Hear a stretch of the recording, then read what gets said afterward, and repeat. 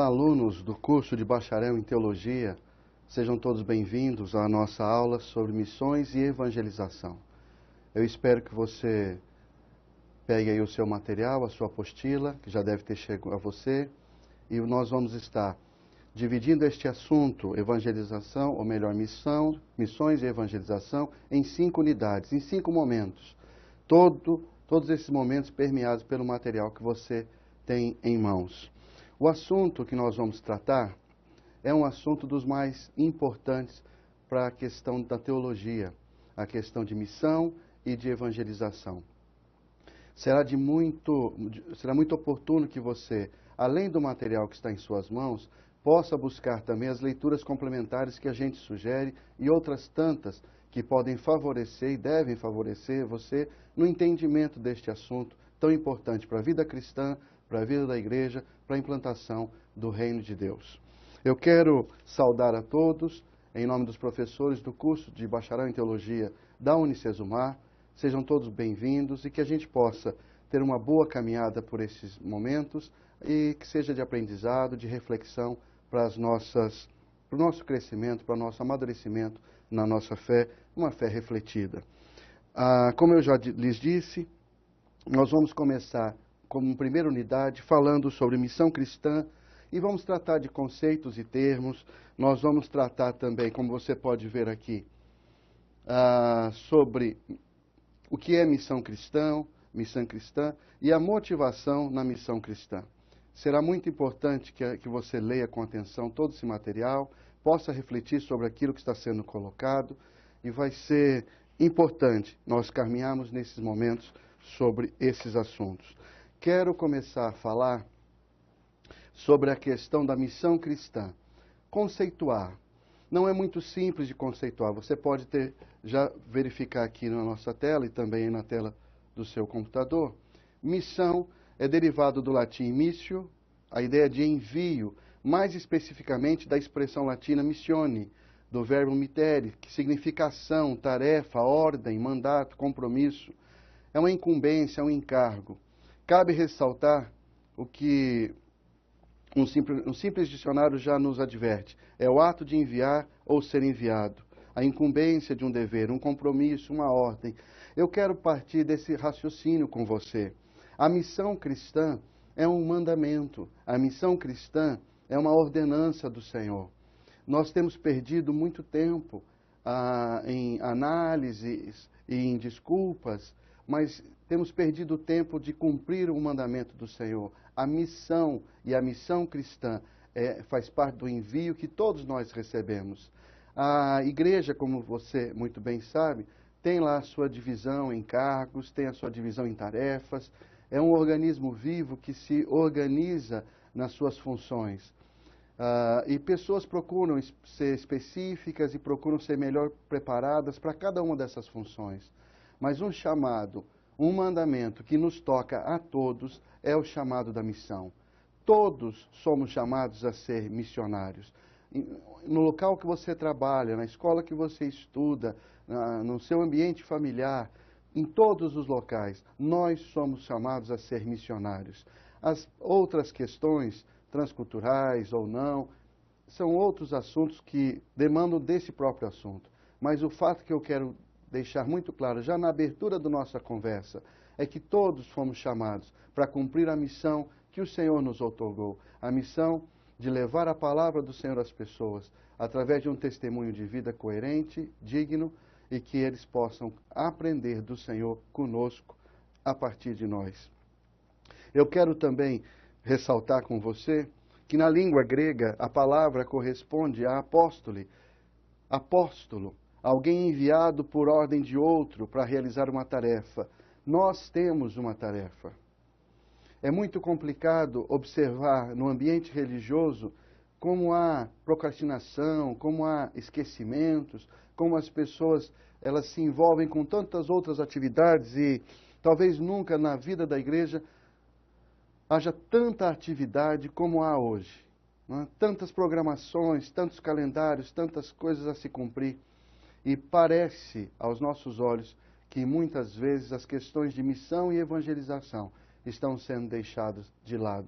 Nós temos investido um tempo muito grande, até recursos, em procurar cuidar, acariciar aqueles que estão conosco. Mas temos perdido a oportunidade e nem tanto mais o investimento e a dedicação naquele que ainda precisa ser alcançado pela palavra do Senhor. Eu queria, nessa nossa conversa, conforme você vai lendo aí no seu próprio material, que você também fosse refletindo sobre isso. Partindo do pressuposto que missão cristã é um chamado de Deus a todos nós, todos somos, de uma forma, missionários, nós precisamos começar a ver na nossa vida pessoal e na nossa vida em comunidade, na nossa igreja, como é que isso está sendo feito. Quais são os investimentos de tempo, de recursos, de criatividade, de estratégia que nós estamos empenhando, envolvendo na missão de obedecer aquilo que o Senhor Jesus nos deixou muito claro, que nós devemos ir pelo mundo, evangelizar, pregar a palavra do Senhor. Esses termos são muito importantes e uma verdade precisa ser dita. Não há um consenso fácil na teologia em relação ao conceito de missão. E entendo oportuno uma análise que este autor, Roberto, faz quando na sua tese de doutorado ele traz essa percepção. Aí no material que você tem, vai estar isso mais bem colocado, você pode acompanhar. E numa forma de um resumo, nós podemos observar aqui que numa direção, missão é um conceito muito atrelado à igreja cristã. Serve aos seus ministérios ordenados e afins, que desenvolvem programa e criam projetos no intuito não só de manter, mas principalmente de expandir a igreja. Um dos conceitos que mais aparece nessa argumentação é o da plantlatio, ou seja, plantio, plantação de igrejas, supostamente em áreas onde a igreja não exista. Este é um ponto que também deve ser reforçado. O chamado missionário, que é um chamado feito a todos nós, precisa também ser observado nos ambientes, os locais, os alvos onde nós estamos precisando, devendo ainda levar a palavra do Senhor. Às vezes nos parece que a missão, quando ela acontece, a evangelização, quando ela acontece, está sempre no mesmo reduto. Ela está sempre envolvendo as mesmas pessoas, às vezes massificando de tanta informação o mesmo grupo. Não quero dizer que de todo seja isso errado, mas nós também temos que observar, e este texto aqui citado nos ajuda nessa reflexão, de que tem faltado olhar para aquela implantação, para aquela plantação de igrejas em lugares onde ninguém chega. Lugares onde a oferta da palavra do Senhor é muito precária. Há também essa preocupação que deve nos fazer refletir. Numa outra direção, continua o autor, a missão caracteriza aquelas atividades e projetos que têm em vista um público amplo, não vinculado à instituição, e que procura situar-se em meio às estruturas sociais como alguns sinais que atestam a diferença. A história da missão fala disso. A história da missão, se você for estudar o início das missões, especialmente no Brasil, você percebe que muitas vezes a missão não estava atrelada a uma instituição religiosa como igreja, mas estava atrelada a uma instituição de estrutura social, onde a igreja usava desses instrumentos sociais para servir ao povo, para tocar ao povo, para chegar mais perto dessas pessoas. Nessa questão de estruturas sociais é que foram nascendo as escolas, que foram nascendo escolas de música, escolas de línguas, que foram nascendo hospitais, que foram nascendo casas de repouso. Isso consta na história da missão cristã, especialmente no nosso país. E parece que nós estamos abandonando essas questões. Você não precisa concordar 100% comigo em todas essas análises, mas pelo menos reflita comigo sobre isso. Nós precisamos pensar sobre esse assunto.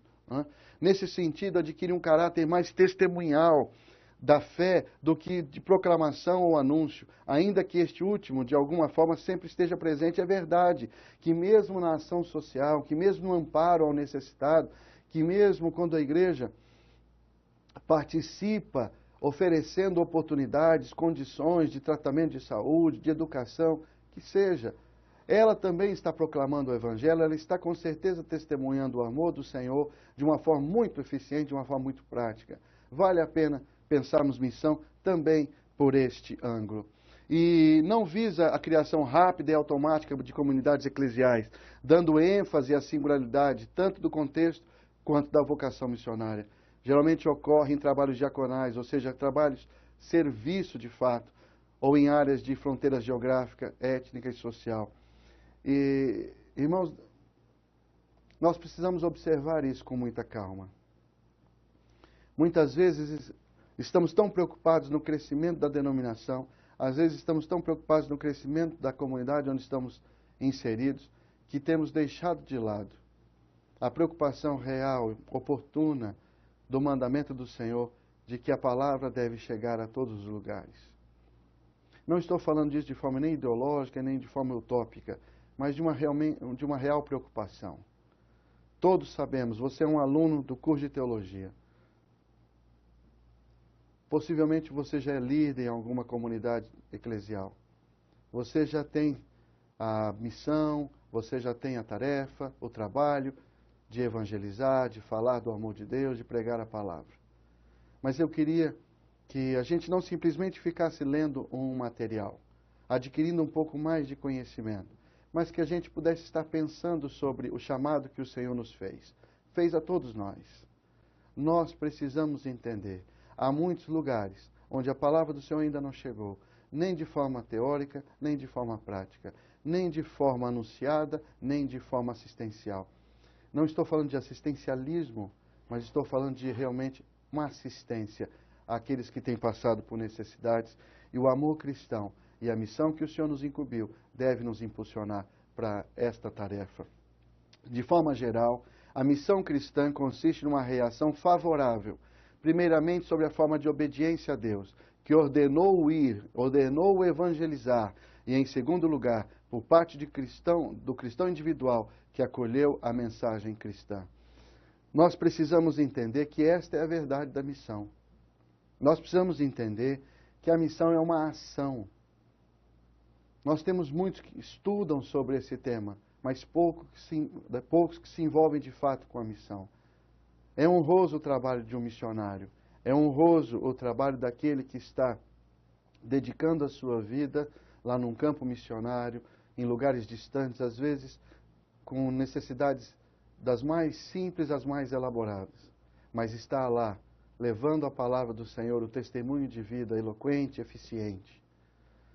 Mas nós também, que às vezes não estamos num campo missionário propriamente dito, como se vê nos materiais, mas estamos num escritório trabalhando, estamos numa escola estudando, estamos no trânsito, estamos num bairro onde pessoas moram ao nosso redor, estamos num condomínio, num prédio onde há muitas pessoas perto de nós, às vezes mesmo nas nossas reuniões familiares, nos nossos encontros com amigos e colegas. Estas pessoas também são para nós o nosso campo missionário. Não há um chamado específico para só missões transculturais.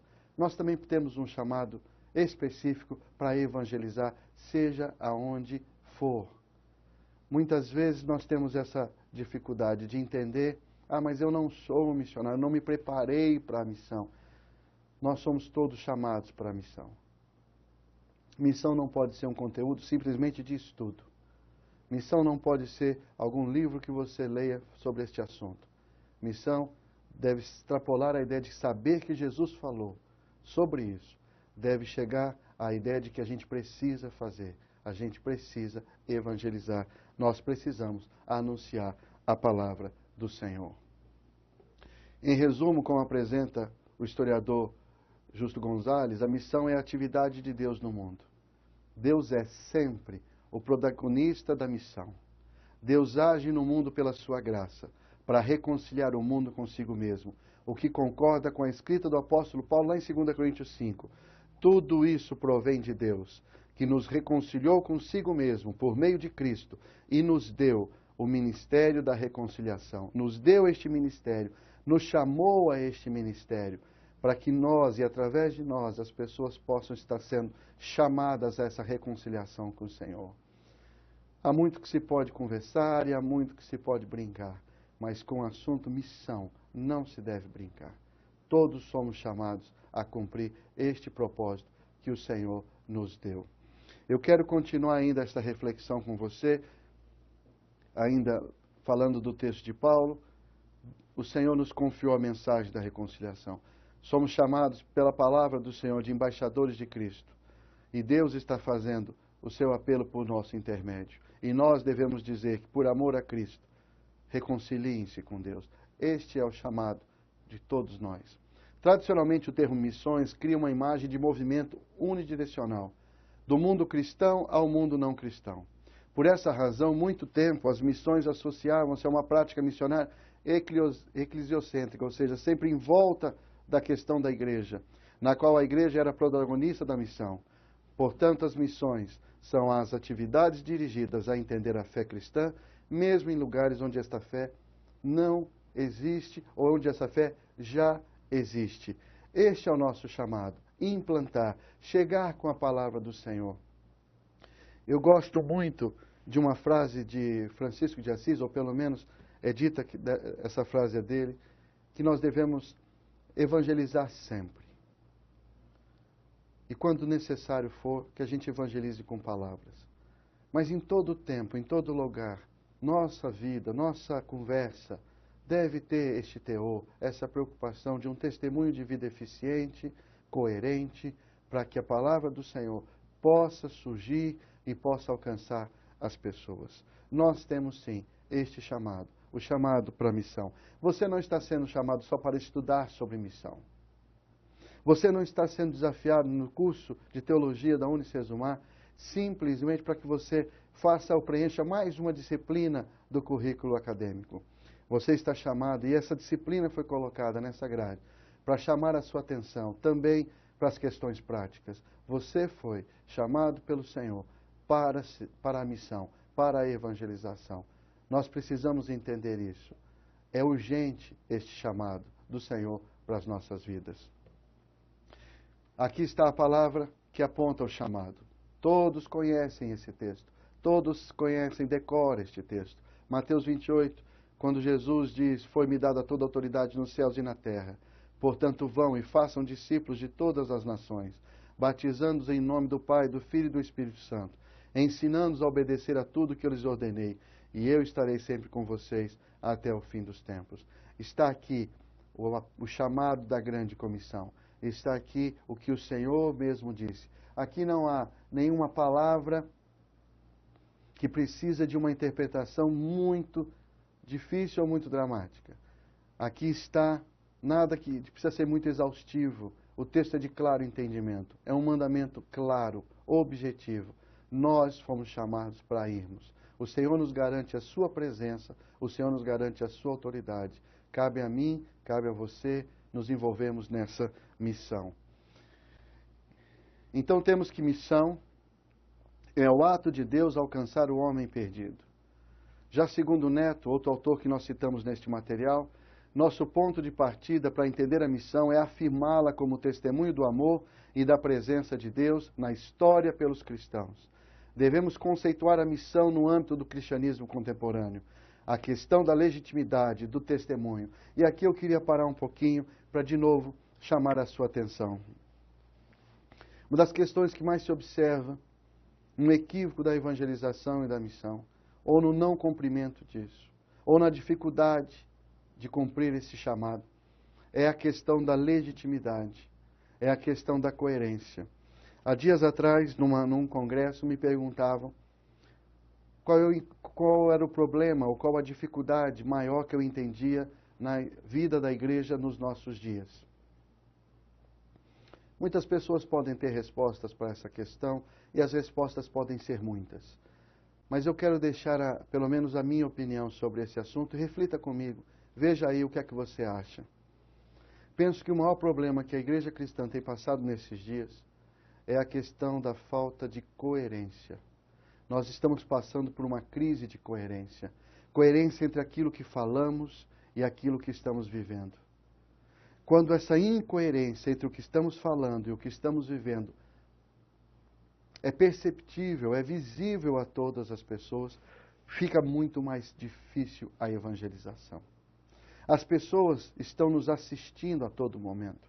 Me lembro do texto de Paulo quando ele diz, somos como cartas abertas. E essas cartas abertas estão sendo lidas pelos nossos familiares, pelos nossos colegas de trabalho, pelas pessoas que convivem conosco, pelas pessoas que participam do mesmo clube, das pessoas que participam da mesma faculdade, da mesma escola, das pessoas que dividem os mesmos espaços. Nós estamos sendo lidos por essas pessoas. E elas, às vezes, percebem que o nosso discurso é muito bonito, de palavras muito bem colocadas, mas a nossa vida, a nossa prática de vida, não tem sido coerente com aquilo que estamos anunciando. Essa incoerência tem sido tem gerado uma falta de legitimidade na palavra que anunciamos. A palavra é legítima. O Senhor Jesus é legítimo. Mas as pessoas precisam ver em nós essa legitimidade. Quanto mais distante o discurso, decorado, bonito, quanto mais distante esse discurso da vida prática, mais complexo, mais tumultuoso será o evangelizar, será o cumprir a missão do Senhor. Eu queria que você pensasse comigo sobre isso. Afinal de contas, nós estamos com o material na mão e estamos numa aula. E uma aula não é só para que a gente decore situações ou citações. É para que a gente pense, para que a gente reflita. Como é que está essa coerência? Olhe para as pessoas que você convive, até mesmo no meio religioso. Olhe para a sua própria vida. Como é que está essa coerência entre aquilo que falamos e anunciamos e aquilo que nós de fato estamos vivendo? Quando nós falamos sobre família para as pessoas, temos textos tão belos sobre família. Temos exemplos bíblicos tão interessantes sobre família. E às vezes falamos disso de uma forma tão forte, de uma forma tão bem colocada, mas aí as pessoas olham para a nossa família, para o nosso viver em família, e às vezes há uma incoerência aí. Há uma distância entre aquilo que nós estamos falando e aquilo que nós estamos vivendo em família. Às vezes no nosso discurso sobre as questões de finanças, às vezes no nosso discurso sobre educação de filhos, às vezes no nosso discurso sobre casamento, às vezes no nosso discurso sobre vida cristã pura e simples. Às vezes o nosso discurso é muito bem arranjado, muito bem conceituado, muito bem escrito, muito bem feito. Mas a nossa vida, a nossa prática nessas áreas e ambientes não tem tido a legitimidade daquilo que temos falado. Vale a pena pensarmos sobre isso. Vale a pena pedirmos a graça do Senhor para que haja uma coerência entre aquilo que nós estamos pregando e aquilo que nós estamos vivendo. É fundamental que isso aconteça. Se não acontecer, se não houver uma proximidade daquilo que estamos falando e vivendo, missão e evangelização será mais um assunto que se lê, será mais um assunto que se estuda, mas não um mandamento que se obedece e se cumpre na vida. Quero falar de outro termo muito importante, missionário. O missionário é uma pessoa. O missionário ou o evangelista é uma pessoa que se deixa usar como cooperador de Deus na missão e é fundamental que não haja confusão nos papéis, como percebido, por exemplo, em 1 Coríntios 3, de 5 a 9. Aí você pode ler na sua Bíblia com calma. O missionário é o cooperador com o dono da obra, mas precisa ter a consciência de que a obra não é dele.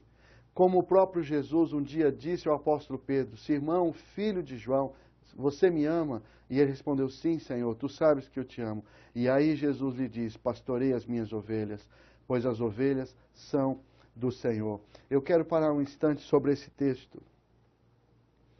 Parece um texto tão simples, a gente sabe tão bem esse texto.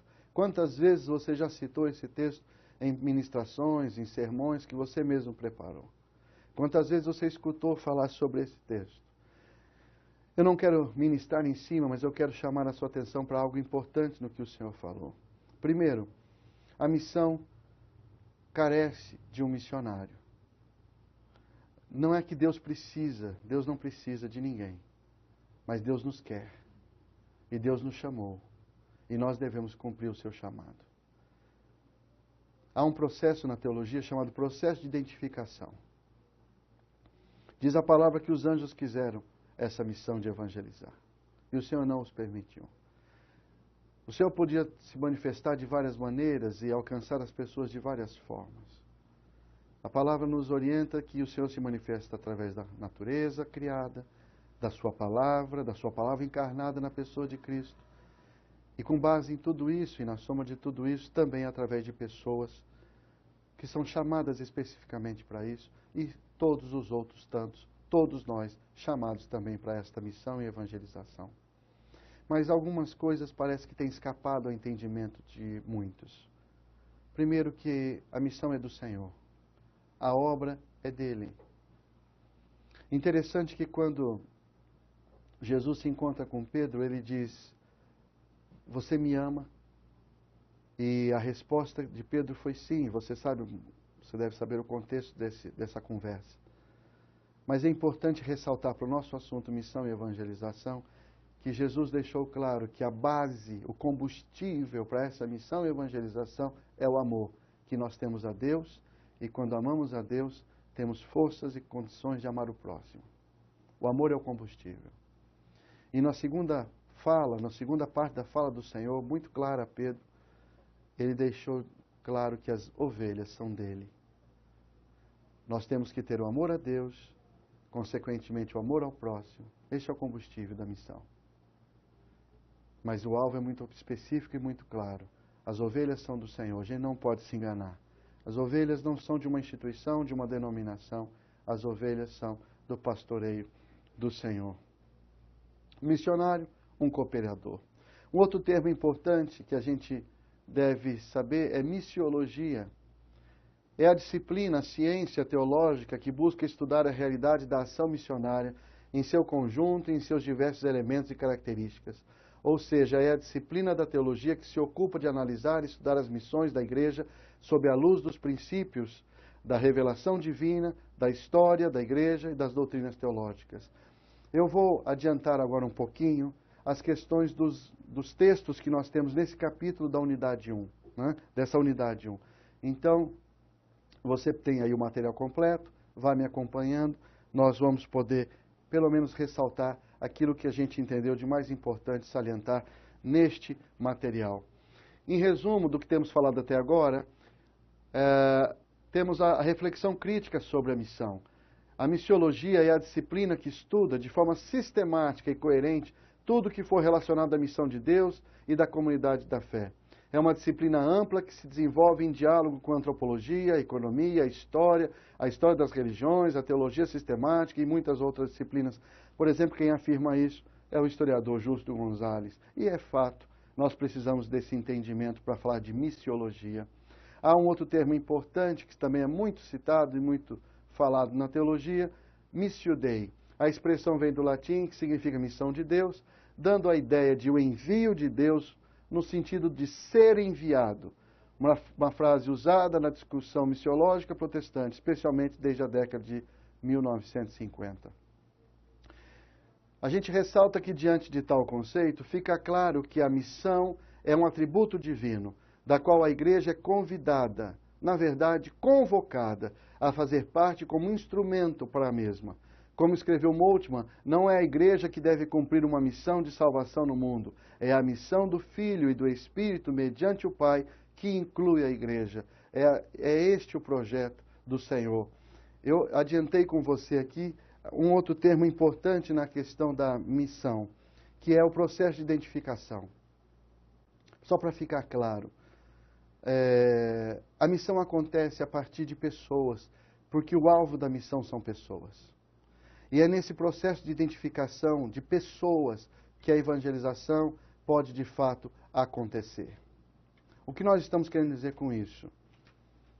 São pessoas iguais, com os mesmos dilemas, com os mesmos problemas, com as mesmas dificuldades, que conhecem a salvação em Cristo e conhecem a sua palavra, as suas promessas, é que podem, de verdade, levar esta palavra ao outro. Nós entendemos, nós também somos humanos e entendemos também o dilema e a dor e a dificuldade que o outro passa.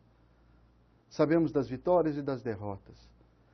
Sabemos das alegrias e das tristezas. Por isso a identificação é tão importante na evangelização. Eu preciso me identificar com o outro.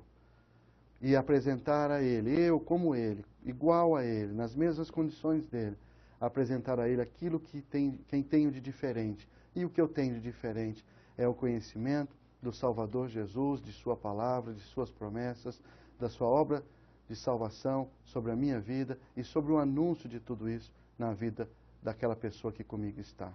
Por isso o processo de identificação é tão importante. Por isso que o nosso olhar não pode ser altivo, o nosso olhar não pode ser discriminatório, o nosso olhar não pode ser distante. Nós somos iguais como pessoas e vivemos o mesmo desafio, as mesmas lutas, as mesmas situações. Mas nós conhecemos o remédio, nós temos a solução, nós temos o escape, a pessoa do Senhor Jesus na nossa vida. E é isso que devemos anunciar. Historicamente, o conceito de Missio Dei foi mutuado da escolástica por Calbart em 1932. De lá para cá, o conceito assumiu um leque bastante amplo de significados, às vezes contrários aos intentos de Barth. Em todo caso, a ideia ajudou a expressar a convicção de que a Igreja não é autora e detentora da missão. Esta última é, antes de mais nada, e fundamentalmente, obra de Deus, uno e trino. É uma citação do autor David Bosch. Então, só enfatizando isso, não se pode esquecer que Deus é o protagonista da missão, pois esta missão revela o plano de Deus na história humana e leva a termo o projeto de seu reino. Cabe à Igreja continuar o caminho missionário e esta não deve se esquecer da missão que Ele nos outorgou e nem do Senhor que a sustenta. Como diz o texto de Mateus capítulo 13, nem quem planta nem quem rega é alguma coisa, mas Deus é que faz crescer. Também temos a questão de missão transcultural. Talvez, quando falamos de missão, o que se mais sabe sobre missão é a questão de missão transcultural. Pelo menos se sabe de forma teórica. É a missão cristã acontecendo além de fronteiras, imersa em outras culturas, ou como escreve Barro, o Jorge Barro no seu material, transcultural significa o sentido de cruzar qualquer fronteira que separa o mensageiro do ouvinte. Convencionou-se a pensar em transcultural como além-mares. E é verdade, só que com a questão da globalização e dos acessos e de tantas pessoas indo e vindo, muitas vezes a transcultural está, por exemplo, no nosso próprio bairro. Não é? Hoje nós temos a oportunidade, às vezes, de morar vizinhos ou muito próximos de pessoas que são de outras culturas, com outros costumes, com outras regras. E essas pessoas precisam ser alcançadas pelo amor de Deus, pela sua palavra, se respeitando essas questões, se entendendo sobre isso. Então, transcultural hoje já não traz simplesmente a ideia de geografia, mas também de entender a cultura do outro, a realidade do outro, a vivência do outro. Isso deve ser considerado também quando se fala de missão e de missão transcultural. Como eu já tenho dito, é fato que qualquer missão, seja ela perto ou longe, é missão transcultural. Além das barreiras mais conhecidas como a linguística, costumes, geográfica, etnias ou éticas, temos ainda as barreiras sociais, morais, religiosas, familiares, que se colocam como desafios que precisam ser respeitados, compreendidos e considerados. É uma pena, nós não temos tempo o suficiente para comentar e detalhar cada aspecto desse. Mas estes slides que nós estamos ressaltando, seria importante que você parasse e meditasse um pouco, entendesse um pouco sobre cada um deles. Vale a pena você entender sobre essa questão do respeito, da compreensão, da consideração que nós temos que ter sobre as pessoas. E numa aula de teologia, onde o assunto é missão e evangelização, temos também a questão de teologia da missão. É o estudo do enfoque teológico da missão cristã. Propõe elaborar e estudar os temas bíblicos que se destacam, apontando a questão salvífica. Plano de Deus para todas as pessoas. E nessa perspectiva, a Bíblia apresenta a história da salvação e o chamamento da igreja para cumprir a missão. A teologia da missão deve ser algo que nasce no coração de uma igreja essencialmente missionária, a serviço dos pobres, dos perdidos e de todos os outros. Teologia da missão também é um tema muito, muito importante. E especialmente ressaltar que o assunto missão, ele é calcado na palavra de Deus. Teologia da missão, porque quem nos dá o substrato dos assuntos, da forma, da base, do embasamento é a palavra do Senhor.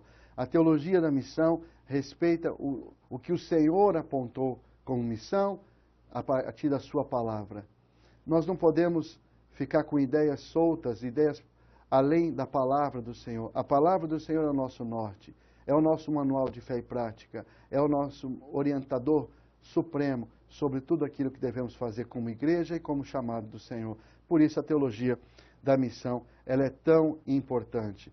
Nós podemos também lembrar da teologia da missão integral, especialmente nós da América Latina, né, que se ocupa de temas que chamam a atenção para o resgate do relacionamento dos seres humanos com Deus e com os seus semelhantes, e também com a restauração do propósito inicial.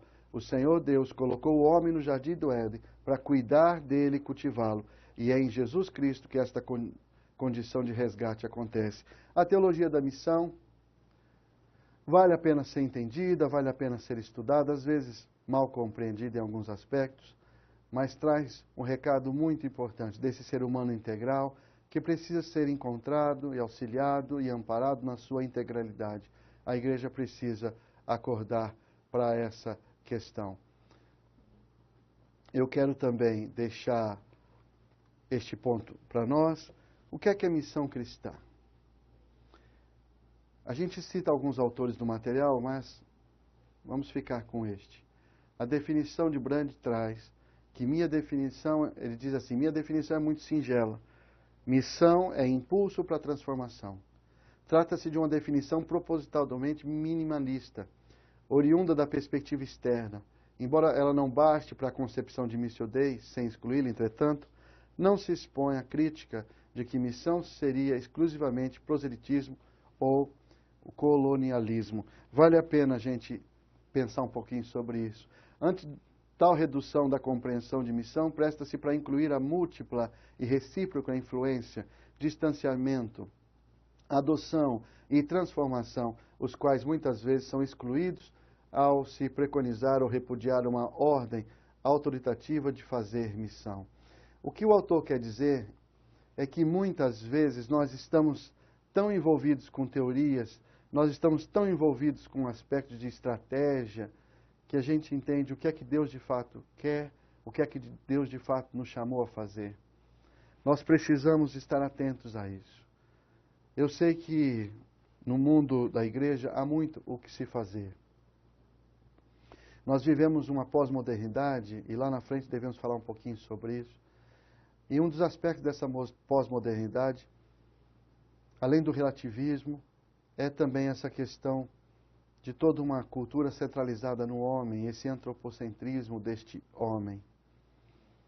E nós temos hoje uma geração muito pouco preocupada em servir e bastante preocupada em ser servida. E fica muito difícil falar de missão e evangelização para um público que está muito empenhado em ser servido, em ser acarinhado, e muito pouco interessado em ser chamado ao desafio da missão. Isso também vale a nossa reflexão. Nós precisamos perceber, a missão é um trabalho, dá trabalho. É o trabalho que o Senhor pediu que nós cumpríssemos. Nós somos chamados a servir, não a ser servidos. E muitas vezes nós estamos gastando tempo demais nas lideranças de nossas comunidades de fé. Reuniões e reuniões, burocracias e burocracias, atrás de métodos e estratégias, para tentar alegrar aquele público que nós temos ali. E esquecer que nós temos um chamado para aqueles que ainda não estão ali e precisam estar. Queria chamar a sua atenção para isso. Queria que você pensasse um pouco sobre isso também. Vai nos ajudar a aprofundar esse tema. Bosch diz que a missão eclesiástica, a missão da igreja, nada mais é do que a missão de Deus. Deus não tem uma missão para a sua igreja, mas uma igreja para a sua missão. Penso que o texto está claro, não precisa de explicações. Missão cristã, então, pressupõe presença e diálogo. Deve ser caracterizada pela ida do cristão até as pessoas que necessitam ouvir e receber o Salvador Jesus e marcado por uma clara comunicação do propósito de salvação oferecido por Deus, crendo que o missionário não está sozinho em missão, pois o Senhor Jesus prometeu estar presente, e há também a presença ativa do Espírito Santo. A missão cristã pressupõe também serviço, pois assim que nos ensinou o Senhor Jesus, pois Ele mesmo mostrou que veio para servir e não para ser servido, como acabei de lhes dizer. Proponho então que a fé cristã é intrinsecamente missionária, ou pelo menos deveria ser.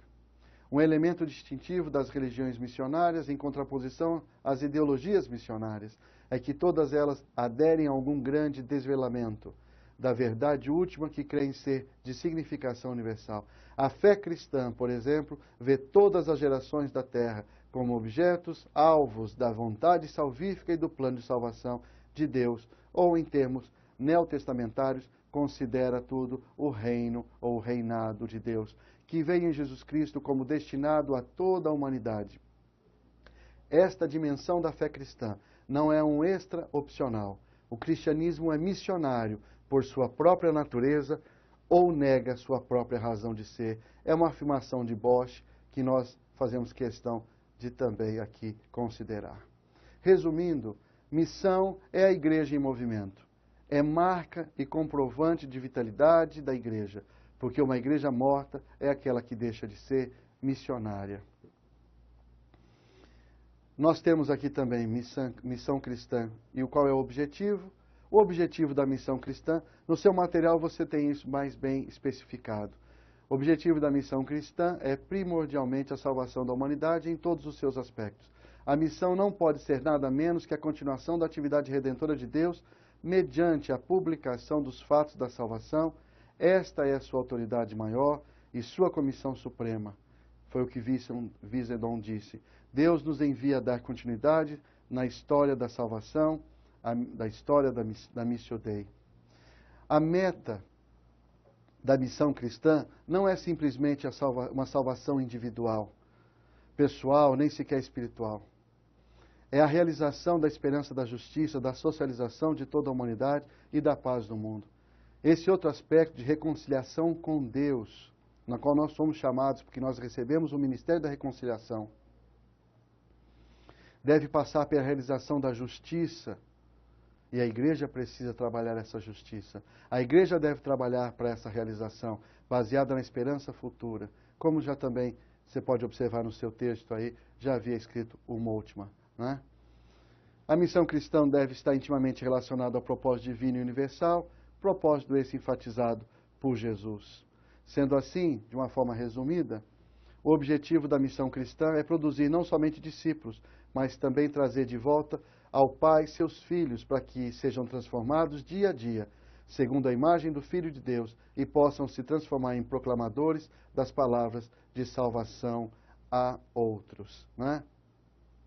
Concorda com o texto de Paulo em Efésios 4, até que todos cheguemos à unidade da fé e ao conhecimento do Filho de Deus, a varão perfeito à medida da estatura completa de Cristo.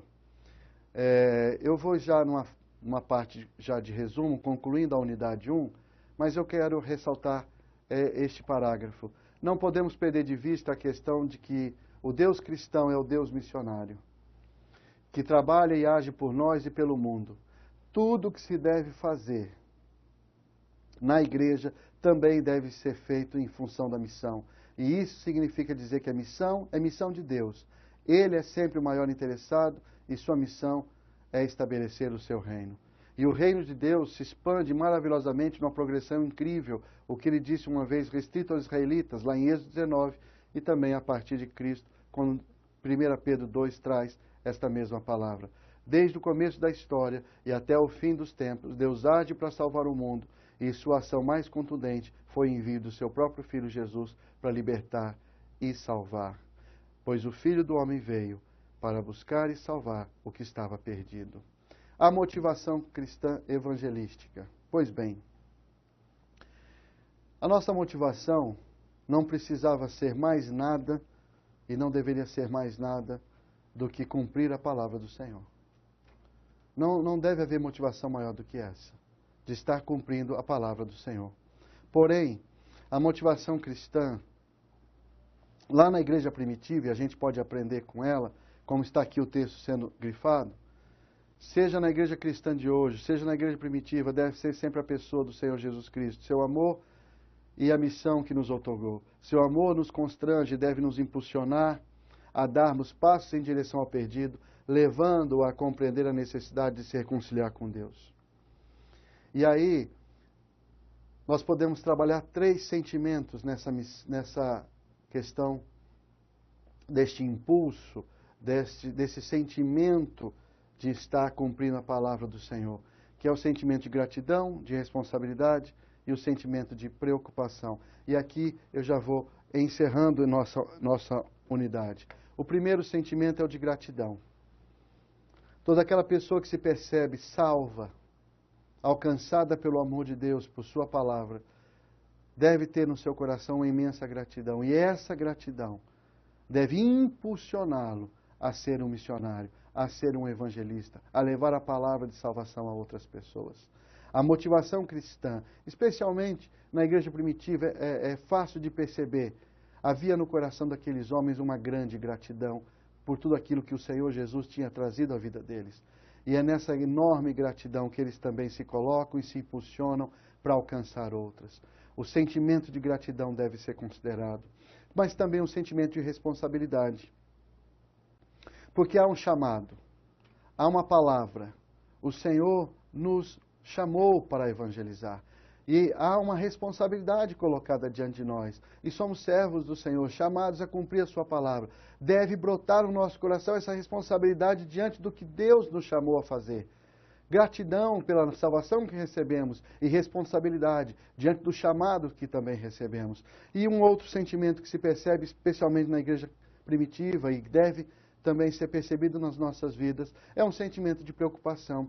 Preocupação porque o tempo está se encurtando. O tempo está se concluindo e nós precisamos nos posicionar, nós precisamos cumprir a palavra do Senhor. Então eu quero deixar claro ao seu coração, a sua reflexão nesta aula de hoje, ao concluir esta aula, pelo menos esses 3 sentimentos que você vai ver aí reescrito no seu material e você deve pensar também sobre isso.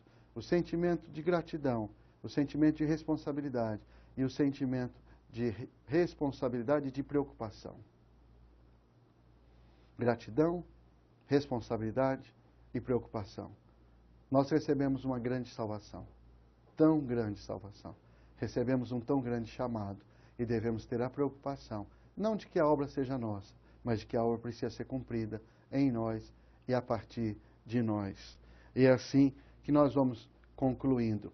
E nessas considerações finais, eu quero dizer que não há bem maior a se fazer do que cumprir com excelência o chamado de Deus na vida, anunciar o evangelho da salvação e buscar uma vida reta diante de Deus e dos homens. Essa é a missão cristã. Esta coerência entre aquilo que se prega e aquilo que se vive. João capítulo 4, no verso 35 diz: vocês não dizem, daqui a 4 meses haverá a colheita?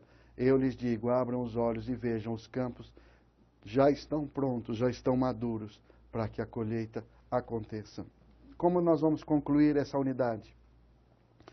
Nós vamos concluir essa unidade reforçando o que vemos falando até agora. Nós somos chamados a uma grande missão. Missão que não é nossa, não é da nossa denominação. É a missão do nosso Senhor. Ele nos salvou, Ele nos resgatou e Ele nos colocou este chamado, o chamado da grande comissão. Nós devemos ir, anunciar. E repare a importância da coerência entre aquilo que estamos falando e aquilo que estamos vivendo. Aquilo que estamos anunciando e aquilo que de fato estamos testemunhando na nossa vida, mostrando na nossa vida. Como famílias, como pessoas, como denominação. O que é que as pessoas estão vendo de nós? Será que há uma distância daquilo que está sendo anunciado dia a dia e aquilo que está sendo pregado? Pense nisso. A missão cristã passa por essa reflexão. Precisamos de legitimidade. E a legitimidade vem da coerência entre aquilo que estamos pregando e aquilo que estamos vivendo. Eu agradeço a sua atenção até este momento, nessa unidade número 1. Te aguardo na nossa unidade 2 para a gente continuar sobre essa reflexão. Leia o material com calma. Busque os materiais de auxílio. e que você seja abençoado nessa reflexão. Muito obrigado. Até a unidade 2. Até mais.